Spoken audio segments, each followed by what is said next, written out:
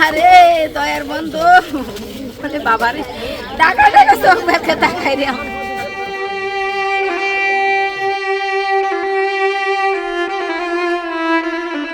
বাবা কি কথা কলুনি বাবা সকালে তো কবা কলজার মোহন রে কি কলুনি ও কলজার বাবা রে ছবি দেখাও 2 বছর ছিলাম তারপরে কোম্পানিতে তারপরে বেতন দেয় না 8 দিন কাম হলে 8 দিন হয় না বাধ্যতামূলক আমরা বাইরে গেছিলাম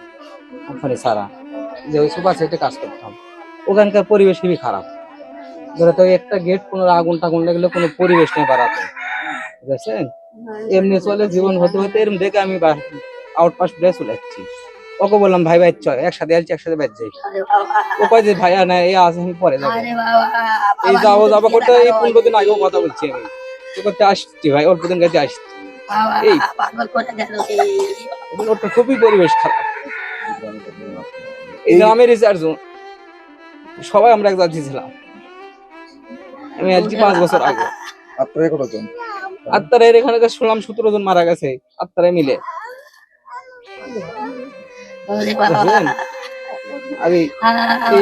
আর আমি এক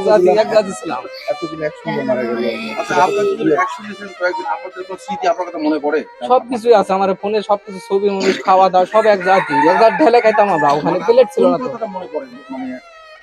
সর্বশেষ কি কথা ছিল আপনাদের সঙ্গে সর্বশেষ কয়েকদিন আগে কথা ছিলাম যে ভাই বেতা শীত অল্প দিন মাসখানেকের মধ্যে বেতা আসতে চেষ্টা করতেছি এই কোন তো কথা আছে ভালো থাকো আমরা আসছি অল্প দিন এই হলো কথা আমাদের চাওয়া ওই লোকগুলো লাশগুলো আমরা দেশে চাই আমাদের সন্তানরা আমাকে দেশে যেন ফিরে দেয়নি সরকারের কাছে আবেদন এটাই আমরা চাই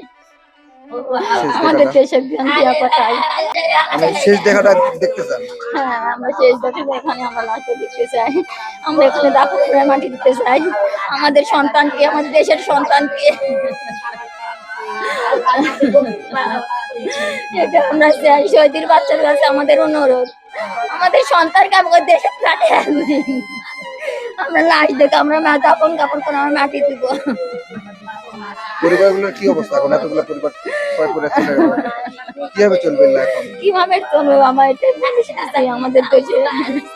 আমরা দয়া করে আমাদের যদি কিছু সাহায্য নেয় লোকের পরিবার ওই যে দুঃখিনী তার কিছু নেই তাই সন্তান নিয়ে খাচ্ছিল